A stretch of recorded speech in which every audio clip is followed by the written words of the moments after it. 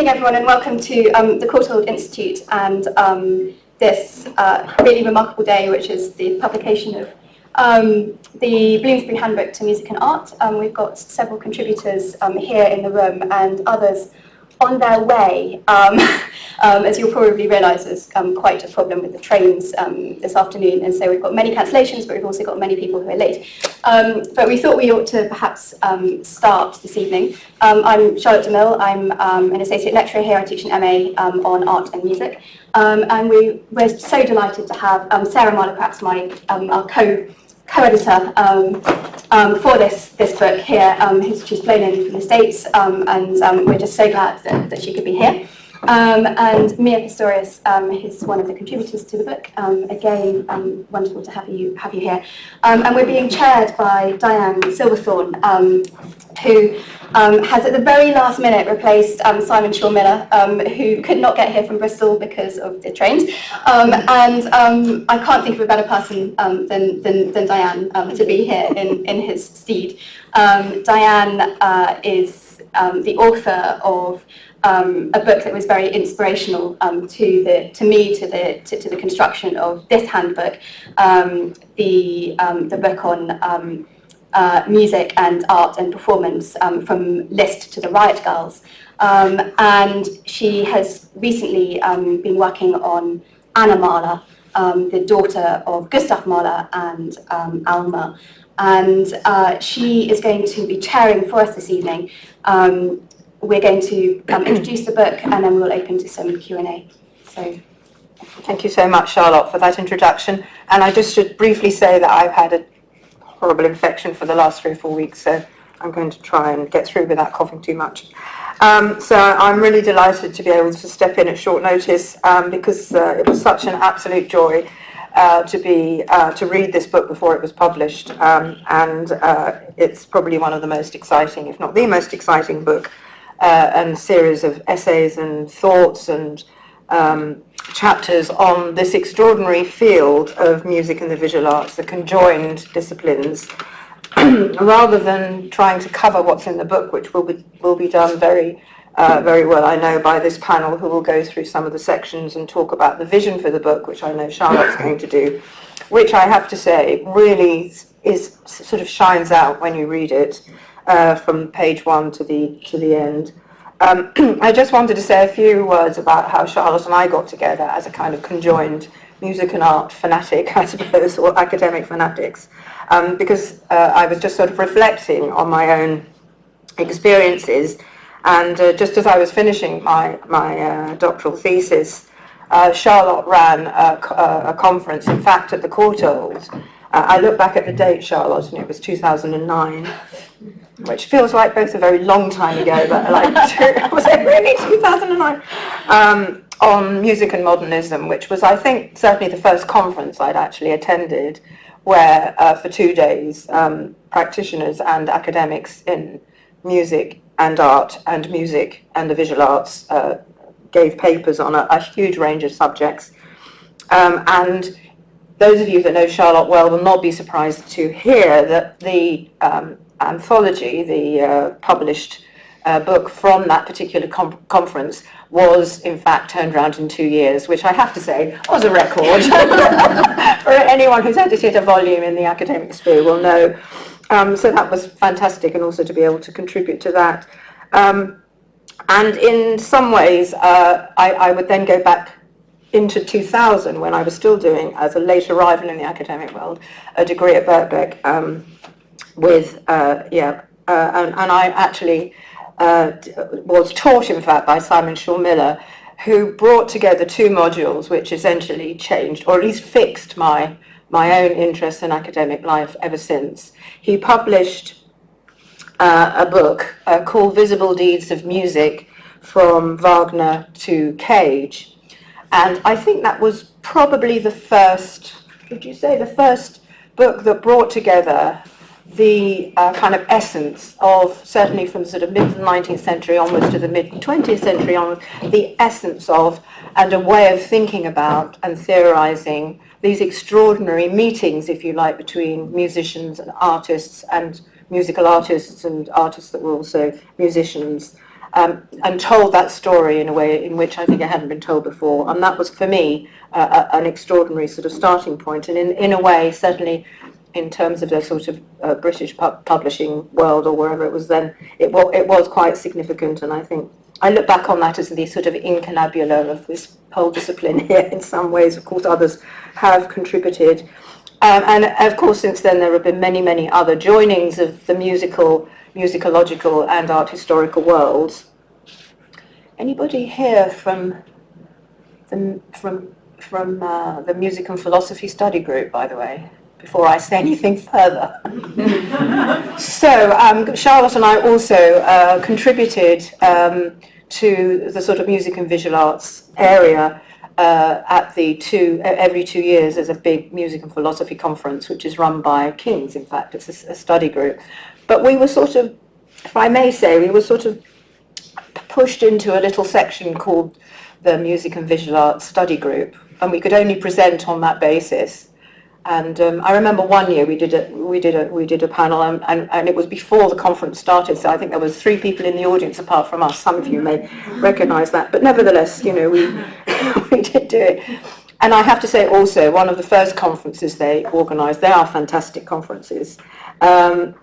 Lydia Gurr stood up. I think she was the keynote speaker at probably the first Music and Philosophy conference, and she stood up and gave this absolutely tour de force presentation. It lasted about an hour and 10 minutes. It was absolutely extraordinary. I think she started off talking about the red sign outside a bar in La Bohème, and she went from red into the Red Sea. So Marcello's first line of La Bohème is, exactly. I can't paint this sea, it has no composition. And she spun the most amazing story out of that. Again, for me, that was a kind of landmark experience.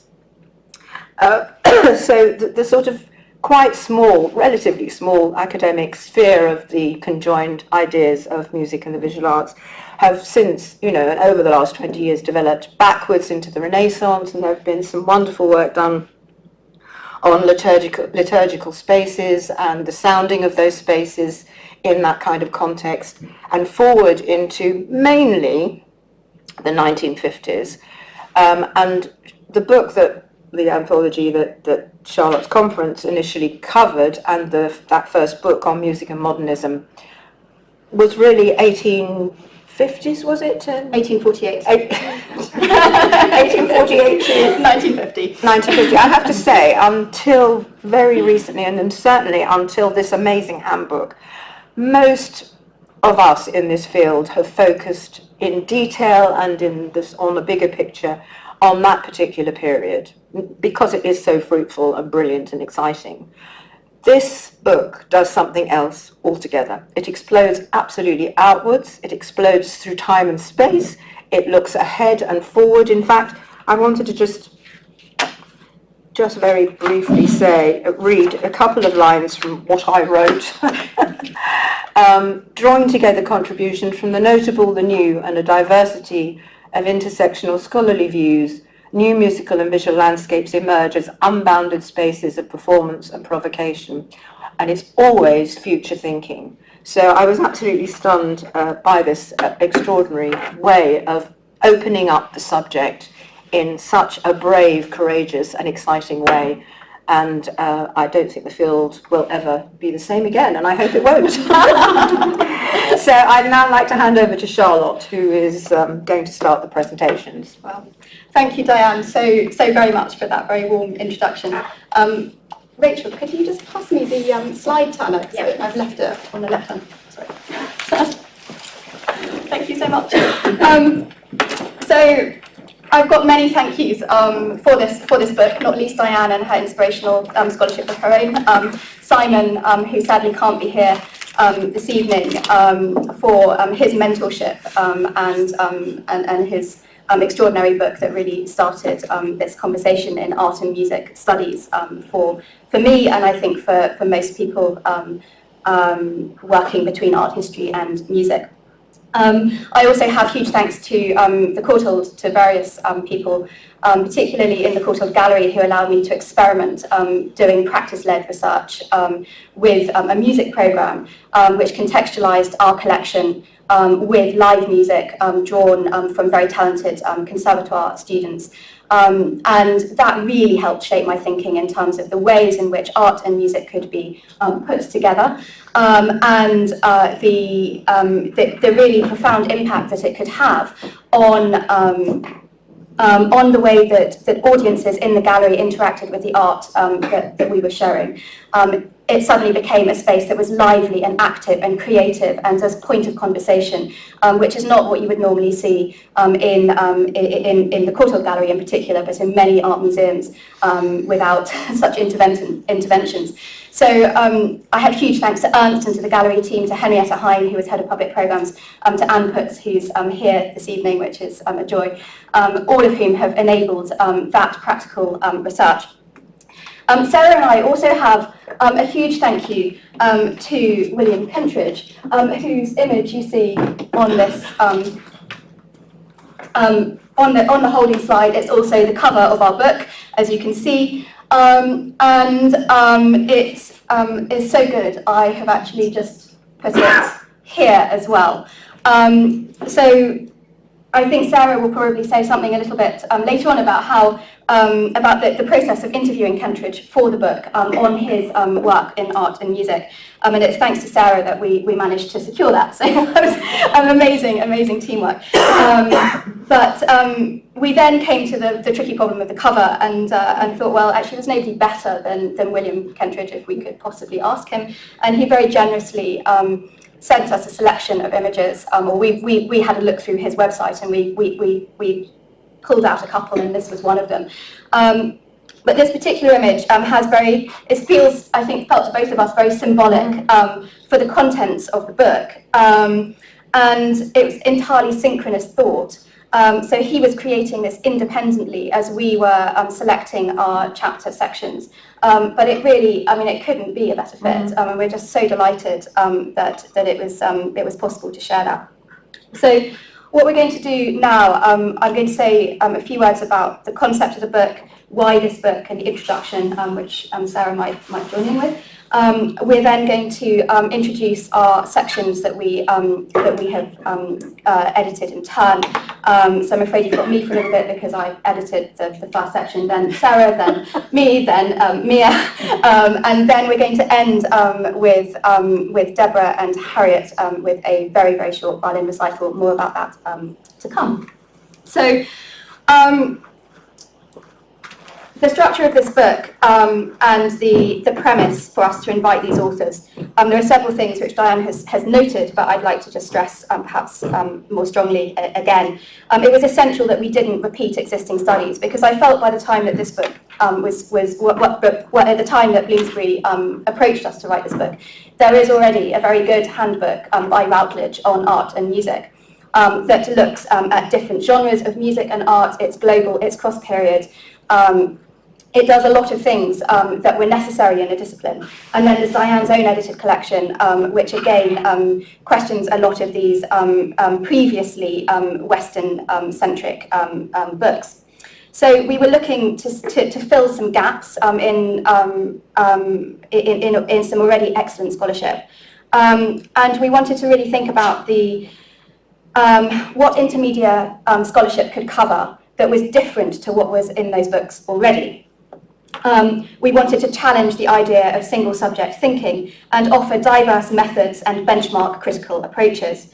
And we decided to shape our case studies around different ways of perceiving, experiencing and creating. And that in itself shifted the terrain immediately out of being chronological or in particular geographic areas, and really began to draw intersections across scholarly divides.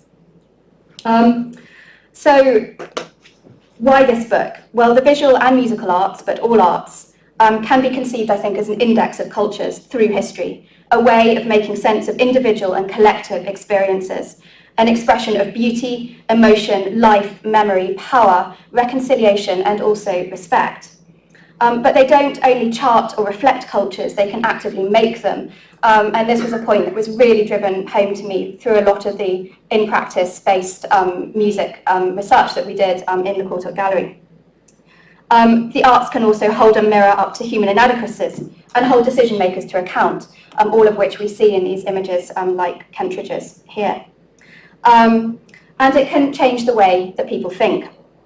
So I wanted the scholarship on art and music not to be a self-referential bubble, but rather to seek diversity, equity, inclusivity and critique, and to really question what had been done previously. I wanted to understand the creativity that goes into this intermediate scholarship and into these individual arts themselves. And I felt that as art historians and musicologists, we're very well placed to mediate between different cultures, different perspectives, and across educational divides. So to offer a truly global and cross-disciplinary representation is very difficult given the academic drive to specialist areas of study and historically the emphasis on histories of the global north. So the last part that I wanted to blast away was that part. And with Sarah's help, the two of us sat down and we sort of worked out what was missing. And then Sarah did amazing work in sourcing some really truly extraordinary scholars to contribute.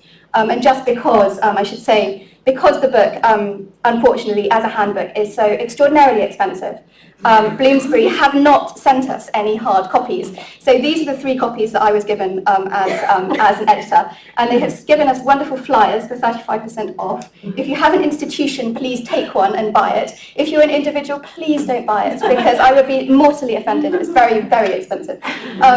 So instead, here is a flavour of what is in the book.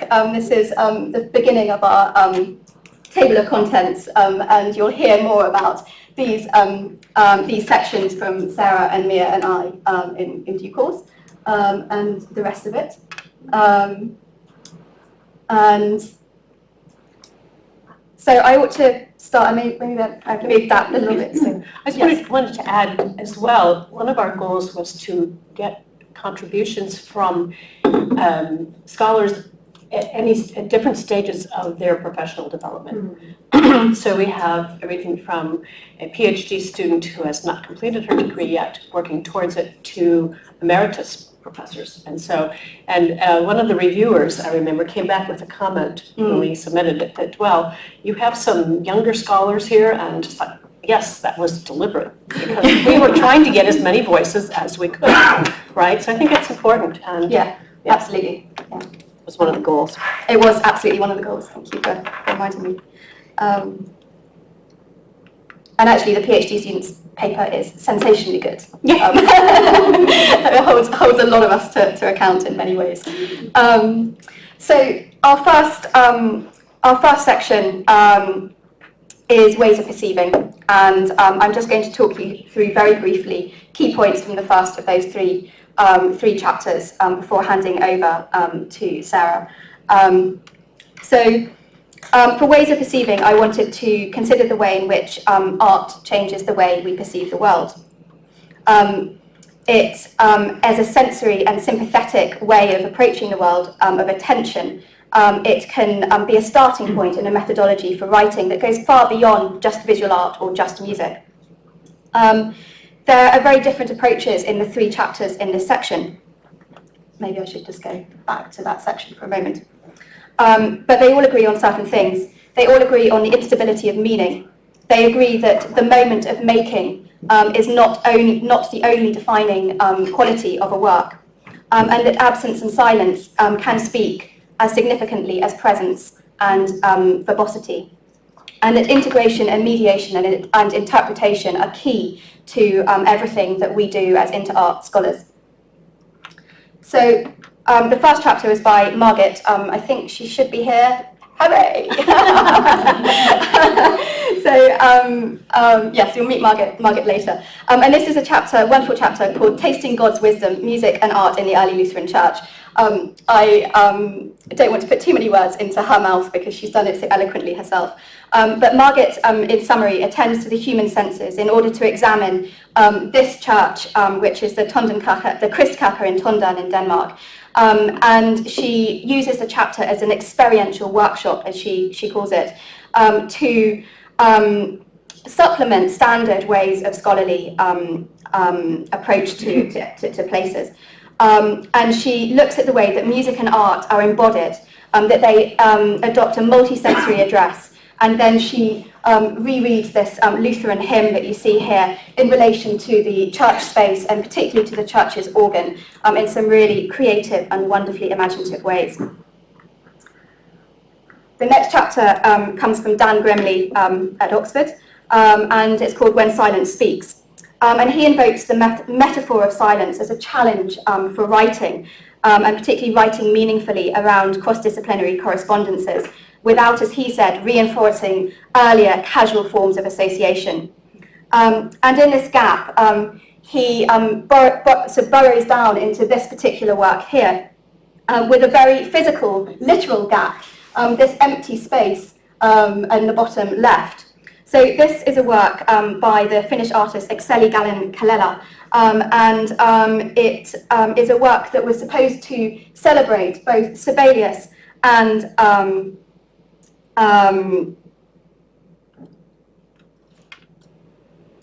himself. Sorry, I'm having a complete momentary blank, I'm sorry. And it was supposed to include a section of Sibelius's score, which is lacking. And Dan uses this to investigate silence as a metaphor for interdisciplinary scholarship, and also for looking at alternative acoustic modes of perception, which were actually articulated by a Finnish geographer who was contemporaneous with Sibelius. This is a geographer called Johannes Gabriel Grano, and he talks about the multisensory quality of geography and human geography, and landscape as being an environment that is perceived by human beings through their senses, but through all their senses, not just the visual or the oral, but the haptic, the touch, the taste, every form. And so then he goes on to look at the creative agency in landscape, which heightens the attentiveness to sound, and opens out a way of listening to the divides, really, between different disciplines. And then finally in this section we have Lydia Gurr and Daniel Hurwitz writing a meditation on the enmeshedness of capitalism and colonialism, which they open out through the study of this work behind me, Penny Siopsis's allegorical painting, Patience as a Monument, a history painting from 1988. And they construct this chapter as an Adornian minima moralia, which will be no surprise to any of you who know Lydia's work. But effectively, in plain speak, that is an aphorism on life in contemporary capitalist society. They critique the idea of work both as thought, as labour, as a waste product, and also as art. And with that, I'm going to hand over to Sarah to talk about the next. Oh, thank you. Section. Well, I have a slightly different approach. I'm really focusing on one particular example, but before I get to that, the chapters of the activism section of the handbook exemplify current efforts among art historians and musicologists to examine and, in some cases, redefine and expand terminologies, methodologies, and the scope of research. The general trend is both driven by and drives contemporary social and political issues, particularly racism, misogyny, and sexual orientation. Musicologists and art historians are increasingly engaging with the creation, performance, and transmission of music and art in their historical contexts of origin, and, crucially, how the past continues to influence how we hear and see in the present. Further, much research focuses on the creation and reception of music by non-elites, marginalized populations, and non-Western artists. Activism, in the sense of calling attention to understudied music and art and providing a context for ongoing criticism of societal norms in conjunction with efforts to change them, is a primary motivating force driving the work described in this section. Each chapter focuses on a larger issue: feminism, racism, non-Western stereotypes in art, and queerness in music education, by investigating a specific topic supported by case studies. These essays often reflect the influence of sociological and anthropological work, further confirming the cross-disciplinary nature of much current research. I discuss a specific work from Chapter 5 as a clear example of racism, and it's this image here. It's Betty Saar's Sambo's Banjo from the 1970s, 1971-72. This mixed media assemblage forces us to look at oral and visual stereotypes of African Americans. The banjo, originally an African instrument, is associated with 19th century minstrel shows in which white musicians performed in blackface. So-called COON songs featured prominently in these and other early 20th century entertainments. A Sambo puppet, perhaps representing the character Zip Coon, who is a sly, shifty hustler dressed in natty clothes, dangles from a rope, as does a figure from a real lynching above. The skeleton and photo of a gun at the top represent the violence experienced by Black Americans during and after slavery. And finally, the watermelon, originally a source of self-sufficiency and therefore a sense of pride among Black farmers after emancipation, became a derogatory symbol of messiness because it was usually eaten with the hands, and poverty among white Southerners. According to the Smithsonian National Museum of African American History and Culture, quote, watermelon came to symbolize a feast for the unclean, lazy, and childlike, end quote. All stereotypical racist labels applied to African Americans. Saar explains that racist imagery was, quote, really created to make fun of Black people, but I could turn that around and create some sort of dignity, end quote. More recently, she says, quote, if you're making an assemblage, there's a power in a certain part of the piece, and then all the rest is decoration, either to throw off the negativity or to attract positive feelings. The sacred element is located in a particular place in the composition, end quote.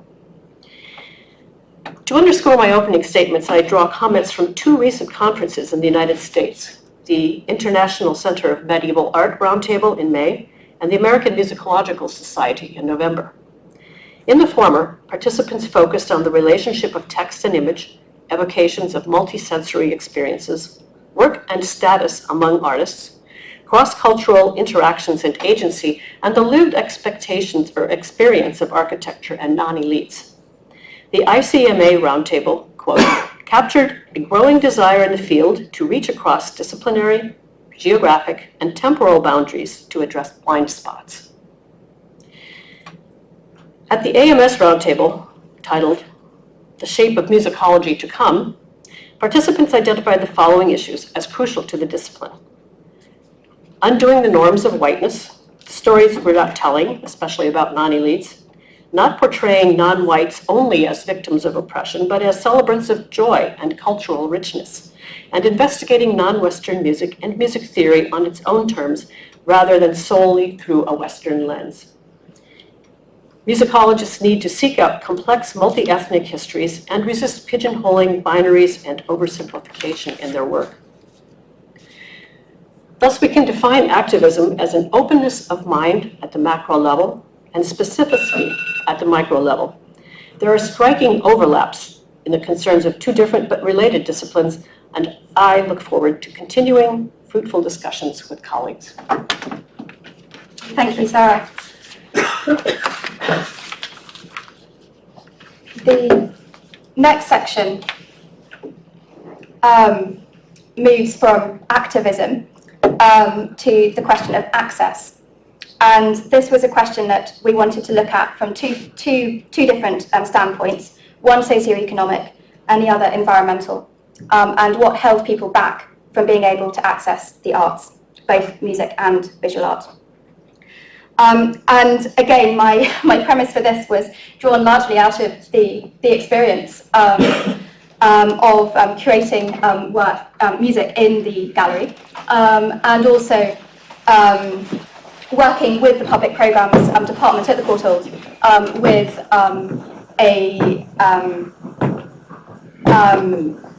a wonderful group of 16 to 19-year-olds from South London state schools who completely changed my thinking around the works in the Courtauld collection.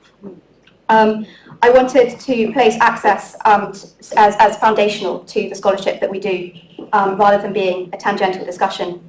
I wanted to ask why we would make, curate, perform, write, or study if not to inspire minds or hearts. And the arts require engagement, interaction, consumption, and reflection to be sustained. They require people, so there's no point doing this in a bubble. And so this chapter draws on scholars and colleagues in museology and heritage studies, not often drawn together into a debate in an art history textbook or indeed in a musicology one, to offer provocations to the way in which art historians and musicologists often address the wider public. And in the spirit of transgressing boundaries and transferring methodologies, I wanted to think about what we could learn from people already doing brilliant work in heritage studies around concepts of access and heritage and ethics. And so for the first chapter comes from Mark O'Neill, who was at that point director of Glasgow Life. And he looks at the efficacy and limits of the widely promoted best practices in museum public programming, using Glasgow versus other places across the UK as an example. In the next chapter, we have Annalisa Bolin and David Nkuzi, who talk about their experience of working with heritage as practice in Rwanda. And they ask how we can think about or work on and with heritage resources in ethical ways. They ask what ethical complications arise in heritage work, and how heritage work can be imbued with ethical considerations that affect the people and the communities that they're so often working with. Who is heritage managed for and by, and who benefits from the heritage and in what ways, and who does not, and who suffers from the ways in which the heritage might be managed. And finally, they ask whether communities have close, engaged, and meaningful, or distant, alienated relationships with the heritage resources that they live among. And drawing out of that, Peter Davis, who's a really sort of founding scholar in the museology of eco-museums, goes on to talk about a symbiotic social model for museum and heritage studies or practice that looks at his term eco-museum both means an ecosystem, a balanced ecology, as a good relationship with the heritage studies, but also from a climate perspective, thinking about it from the point of view of low intervention and environmentally friendly and sustainable ways of working. And he gives examples of eco-museums that are addressing these issues. And then the final two chapters in this section look at the uprise of creation of works with music responding to climate change. And so on the screen here, you've got a work that's discussed by Mark Cheetham in his chapter. And he looks at the idea of auditory ecology and the way in which he can adapt the category of the ecotone, which is a margin area between different ecosystems in geography and biology. But he takes the term ecotone and turns it into a term for musicology.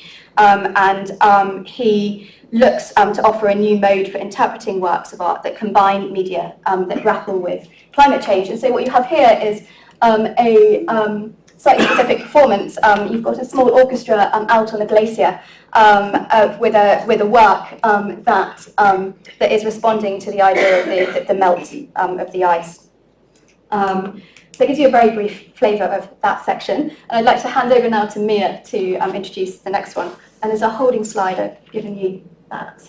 But no, excellent. Yeah. Am I close enough to the mic? Yeah? Oh, great. So the section that I'm introducing is called Intersecting Cultures, and it's really remarkable how many of the themes that Charlotte and Sarah have already mentioned also come together in this section. I think that's testament to the power of the book, that these themes can really emerge very clearly across different forms of scholarship and also different time periods and different geographical arenas. So the section Intersecting Cultures looks at circulations of people, practices and objects, and at what happens when different cultures meet.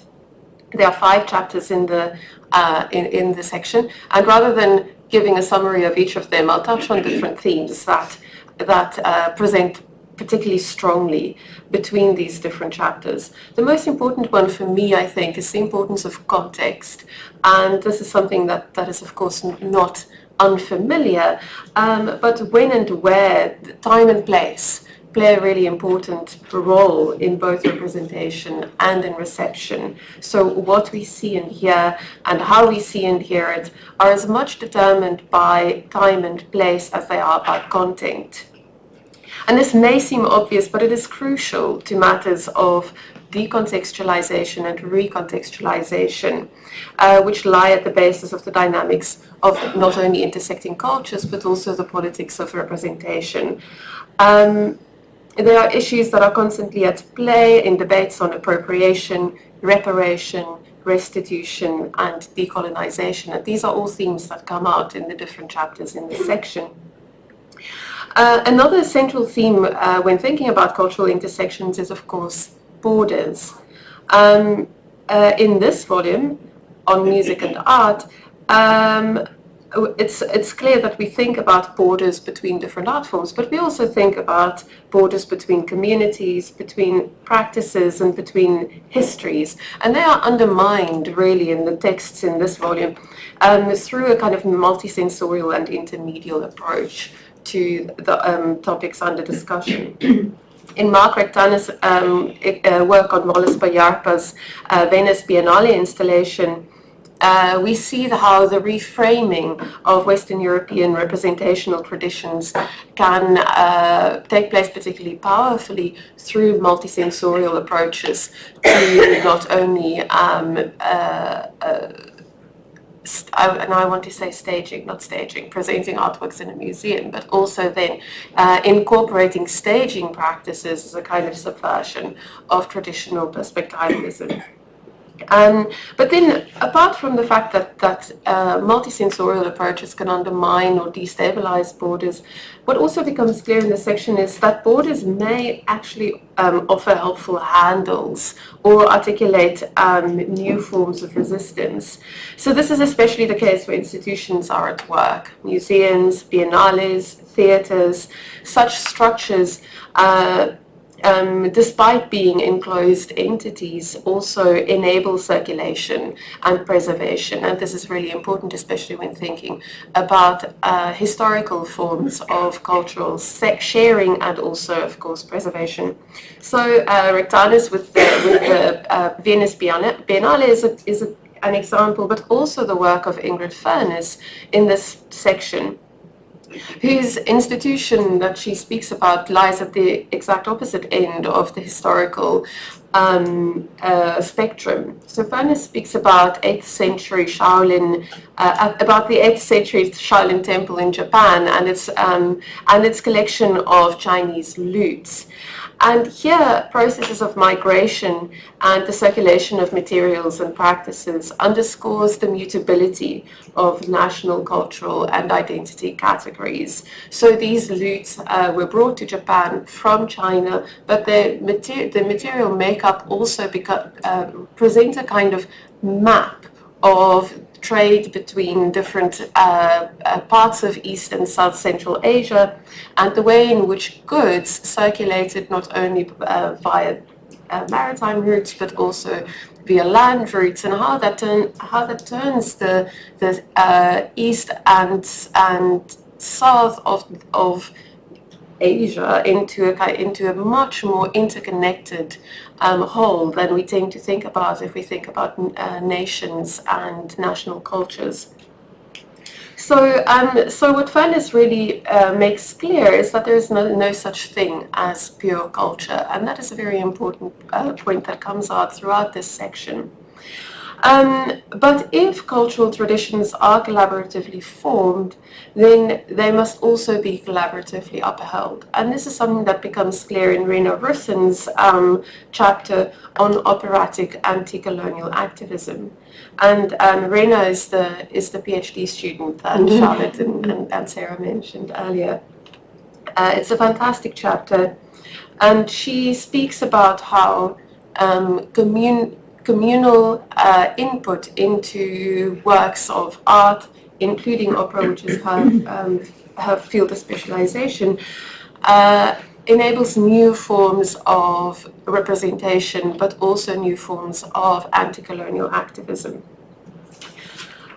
On the other hand, Rincha Liu's work on Cambodian American diasporic music shows that as much as communalism or community can enable forms of activism, it can also become a hurdle to forms of political self-representation.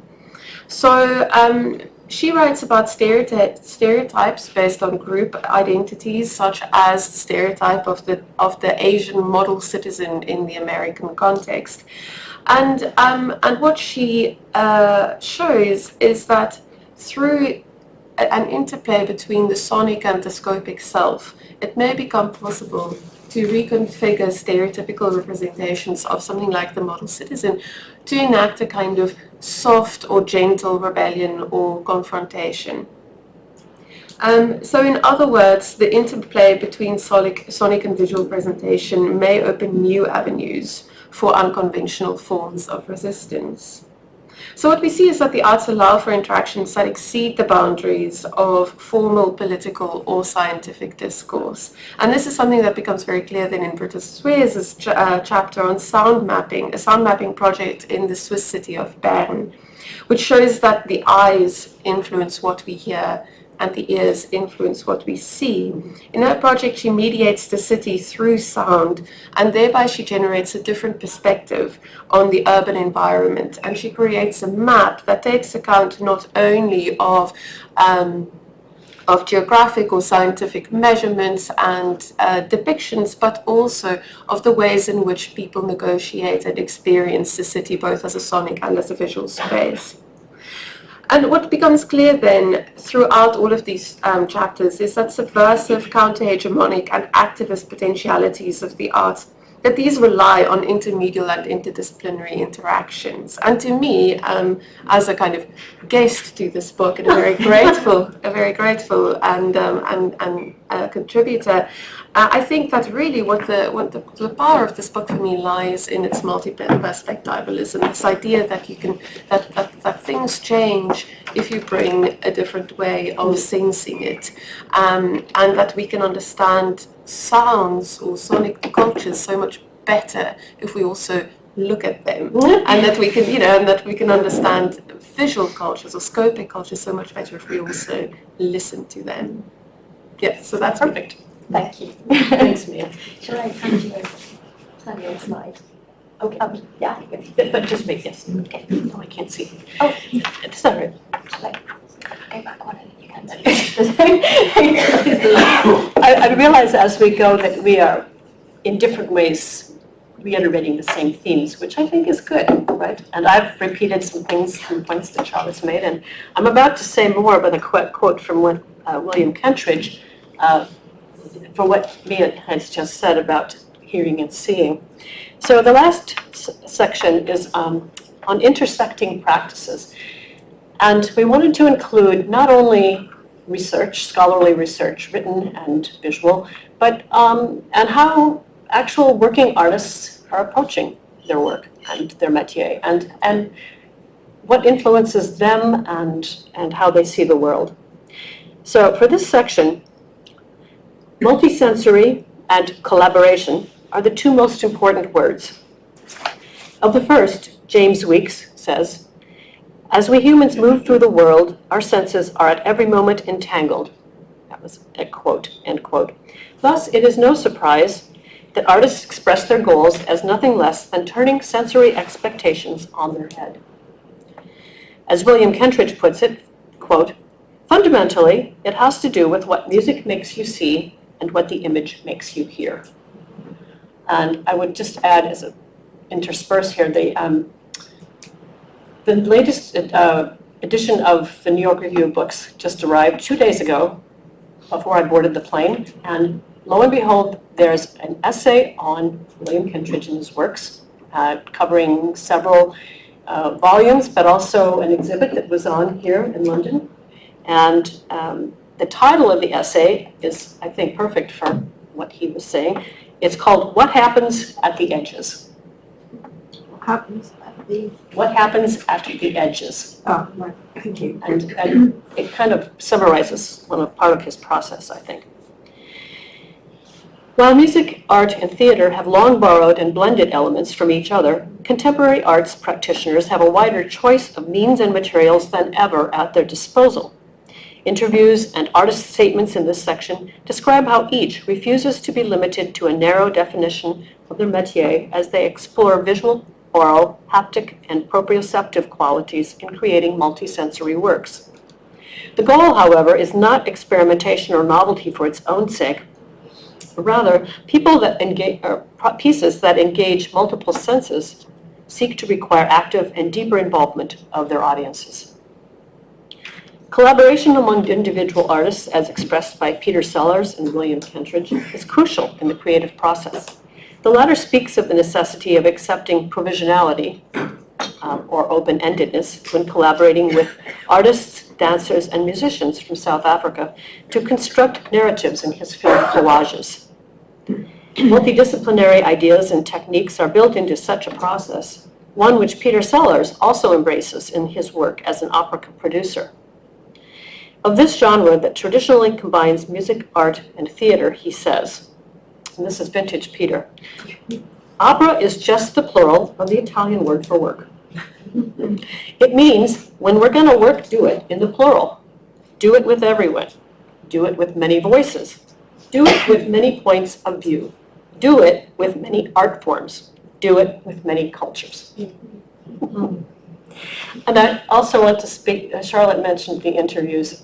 We decided on these two artists, these people, important, incredibly influential people working in the arts, that we would try to get interviews. And I thought, well, I'll ask.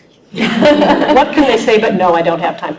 And both of them graciously responded. I had a Zoom interview with Peter Sellers, and William Kentridge responded to written questions in a recorded interview. It's very, very, very helpful and very exciting and also humbling for me to connect with these two people. So I want to show you a video clip now of Peter Sellers. This is from an interview called Making Art in Epic Times. He's talking about a production of Tristan and Isolde in Paris that he produced, and some of his thoughts on that process.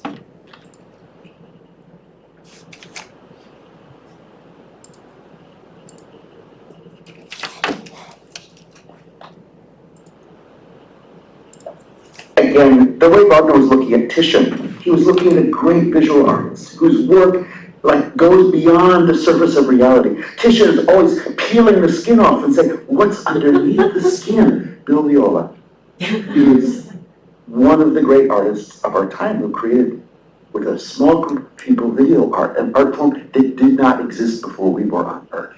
And its flickering reality video combines television news and the instability and fragility and impermanence of the world, which takes you into these Buddhist realms, these realms that say, okay, what are we on Earth for, and what happened to us before we came here, and where are we going? And Wagner is opening the world to those questions. Every time we work on Tristan and Isolde, we have a completely new life experience, but the last 3 years, coming through all of this period of COVID, all this period of new dictatorships all over the world, all this period of incredible environmental violence, which exists in our bodies. And so this piece is, can I just say, such a gift to the soul and a balm to the heart, because right now everybody's out there just suffering and letting off steam and getting angry randomly. And you want to say, no, recognize what we're living through. We're living through something deep. Now, we mentioned Bill Viola. You work with a roll call as some of the most inspired... Thank you. I think that pretty much says it all. So the first 3 chapters in this section examine how an ensemble, a museum, the final 3 chapters in this section turn from individual perspectives to institutional. And they examine how an ensemble, a museum, and a music festival have built collaboration and disciplinary crossing into their philosophies and practices. Balancing artistic expression with maintaining and building audiences and, of necessity, financial security is always crucial for any arts organization. Responding to cultural pressures and making art relevant is part of the recipe. Improvisation, a performance type of provisionality, lies at the heart of the hooligan art community of Kiev, a collective that explores creating theater and music theater in a time of war. Curating in these times also requires thinking across disciplines, as Larissa Taysom writes of her work for the Glyndebourne Festival, quote, "I curate exhibitions and I curate performances as temporary installations that invite integrated ways of looking, listening, and perceiving," end quote. For her, the spatial dimension of an installation is critical as it encourages an, quote, "explicit dialogue between art and music," end quote. Addressing museums as performance venues through the art educational program at the Courtauld, my co-editor Charlotte DeMille has already talked about this, of course, but I'm repeating it because it's so important, discusses ways of, quote, "shifting agency onto visitors, making them active participants in learning about our history rather than passive receptacles of teacher-led learning," end quote. At the risk of telling many of you what you already know, the Courtauld has relied on research in the field of education to explore ways of drawing in first-time attendees as well as attracting regular visitors to museum programs. A case study in which the gallery works with music students from the Guildhall School of Music and Drama describes how it is moving toward these goals. Conversely, many classical concert venues, borrowing perhaps from pop and rock concerts, have incorporated visual elements into their programming, a practice that accelerated during the pandemic. In parallel with museums, which are reconsidering the established divide between artists and viewers, or maybe I should say the borders, to use Mia's term, music organizations continue to rethink the traditional divide between performers and audiences in concert halls. These discussions necessarily involve heretofore unquestioned distinctions between cognoscenti and amateurs. Ongoing conversations about curating and performing are indubitably the order of the day. Thank you. Right. Shall we invite Diane back for, I think maybe some, thank you. I think it's probably more challenging to try and work out some questions from that incredibly rich panoply of subject matter than it was to give the introductory chat. So I'm just going to ask a couple of questions and then open it up, because I'm sure you're sitting there with some interesting points to raise, I hope. And so this is the most amazingly rich panoply of ideas, really. And what I wanted to ask, both sort of in a positive and also questioning way, is that when I was first moving from art history of the visual arts into thinking about the conjoined arts of art history and music and art and music, I remember being disciplined in a way to be very clear, well, I don't think I was always, about how I was moving from my home base, which was art historical theory and concepts, into musical ideas and where I was borrowing from, and to make that clear to my to my reader, if you like. So there was, I think, in a funny sort of way, there was kind of a nervousness about moving between these two disciplines. Although I also would point out, I think that, you know, the art historical art arena has been much more generous and has embraced other art forms in ways that perhaps music didn't originally. Some music. So, which is a long way around of saying, my question is, given the richness, and you were talking about this moving between all these various different disciplines, anthropology, the environment, kind of whiteness and decolonization, is there, I think it's a fantastic way of opening up the subject, but have any of you felt a slight nervousness about rigor? I mean, you shouldn't need to feel that, because otherwise nothing would ever get opened up, but I just wondered how you feel that kind of going forward. Personally, no, not at all. Good. That's a relief. I should say I do a lot of archival work and very, you know, traditional art history as well. So I think there's a space for both. But unless we start doing this sort of work, it's not going to have any resonance. But nothing will change. But I mean, I don't want to speak for anyone else. Well, I don't feel any personal nervousness about it either. I think it's stimulating and wonderful and creative, and there are so many people working in so many different areas that, you know, someone who traditionally has, for example, studied only really specialized in Beethoven symphonies now is being able to develop a richer narrative because they might be looking at social context, at the economy, and that's something that really has been absent from, I think, very traditional musicology, is talking about context and who heard the piece, where it was And even received. reception, which Reception, is very yes, you it's talked there about are reception studies, but, you know, that keeps across borders, expanding. reception across Right, borders as well. right. In fact, I recently heard just an example at the AMS convention about how Mille's opera tunes were learned at performances by the servants of people who had the boxes. They attended the operas with their employers and they picked up the music, and then they took that out to the street and were teaching the street musicians the poem. They'd gather around and people would start recycling these tunes and writing words, and that kind of process, I think, was not something that traditional musicology ever studied. Absolutely, yes, thank you. Would you like to add to that? Well, I think often some of the most interesting questions get asked by people who are not experts. Yeah, I felt that reading some of the emerging papers. There was a kind of, I don't mean innocence, but a freshness about the way they were approaching their subject. Absolutely, and you know, I think rather than being bowed under the weight of Wagnerism. Well, exactly. Yeah, you know, as humanists, I guess what we're interested in is understanding why people are the way they are, how we are in the world. And the vast majority of people are not experts, right? So to develop an understanding of how we are as humans, perhaps expertise is one way of doing that, but also, you know, thinking about how we experience things as non-experts, that is another way of doing that, and it could be particularly rich, I think, which one sees in this book. Is, you know, I mean, thinking about how a musicologist experiences, I don't know, finance. You know, there's something helpful. Talk about Yes, and I mean, the other thing is that this book has come out at a particular time when all cultural forms, particularly here, and I'm being rather, are in terrible crisis. So, yeah, I think that's awesome.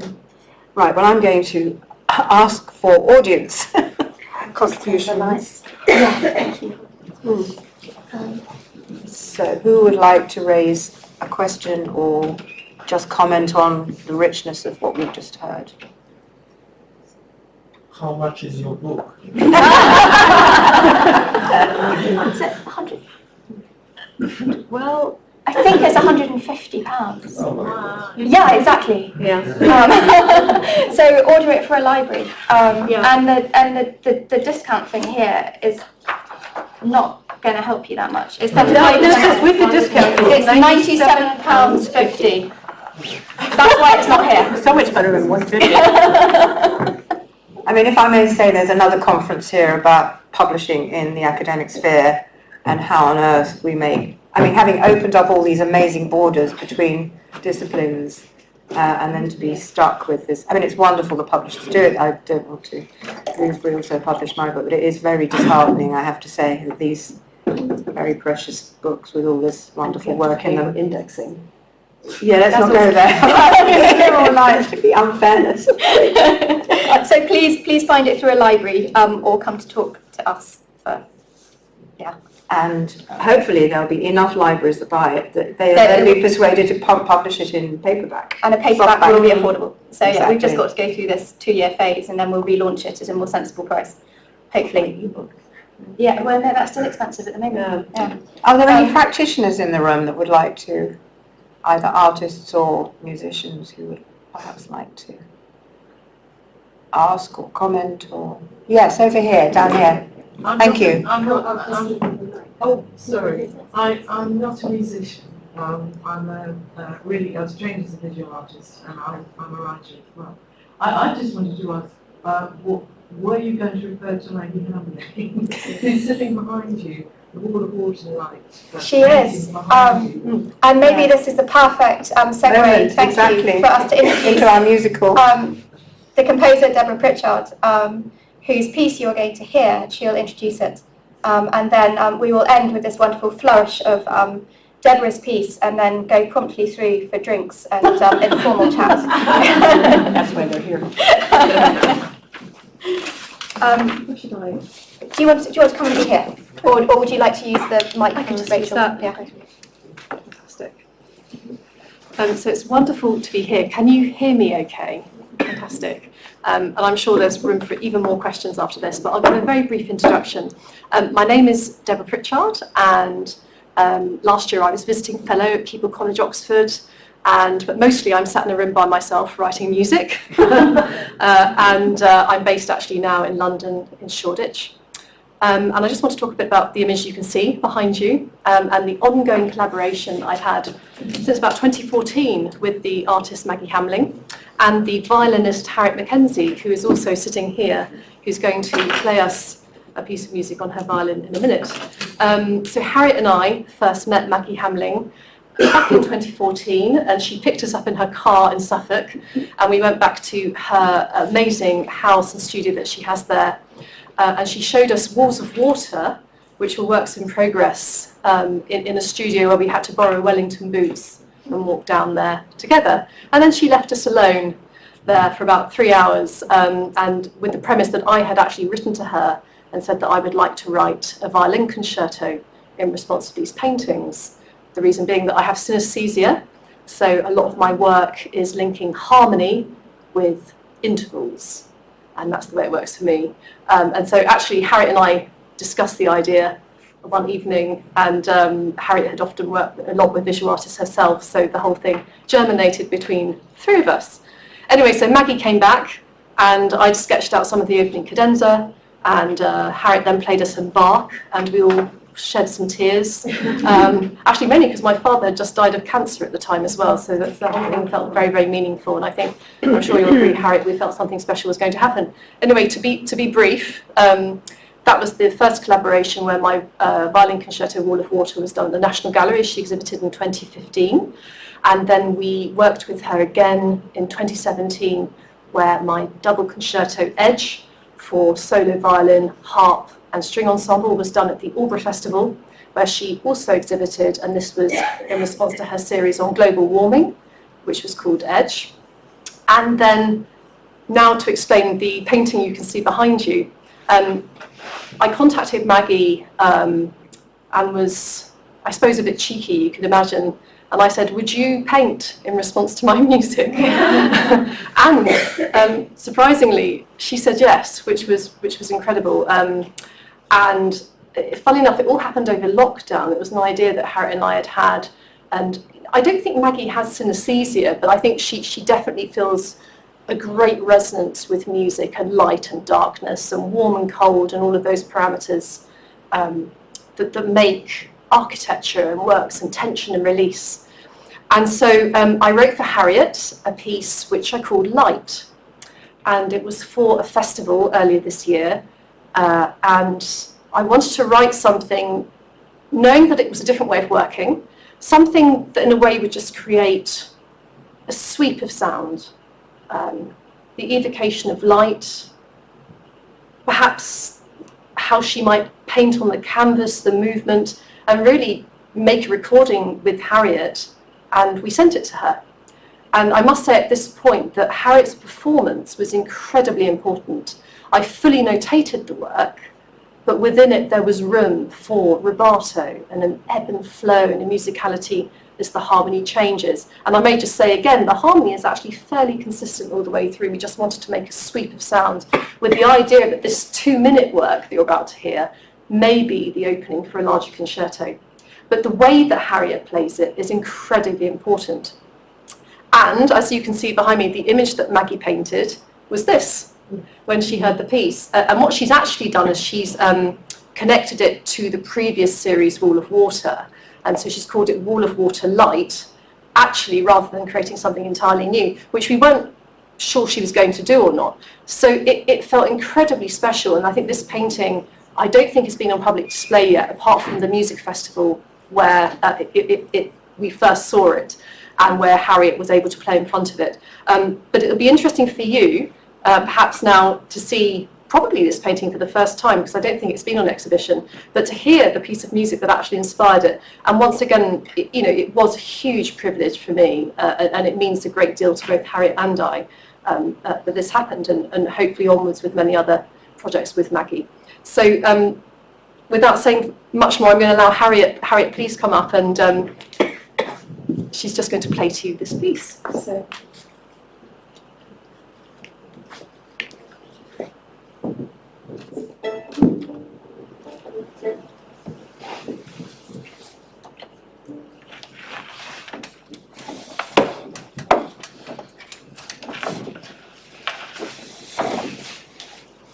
Sorry, Harriet. Can we just move so we can actually see it? Just move over the lights. Can we? Yeah, let's. Yeah.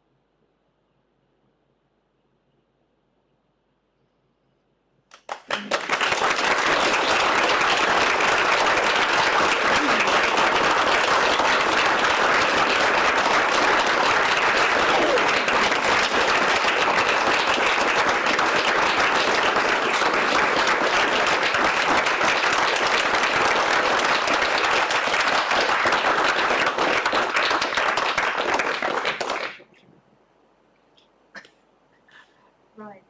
What a wonderful way to end this start of something new, I think, rather than an ending and an opening out of some wonderful ideas. So I think we'll all adjourn to whatever it is we're adjourning to. And hold it. But congratulations to you all.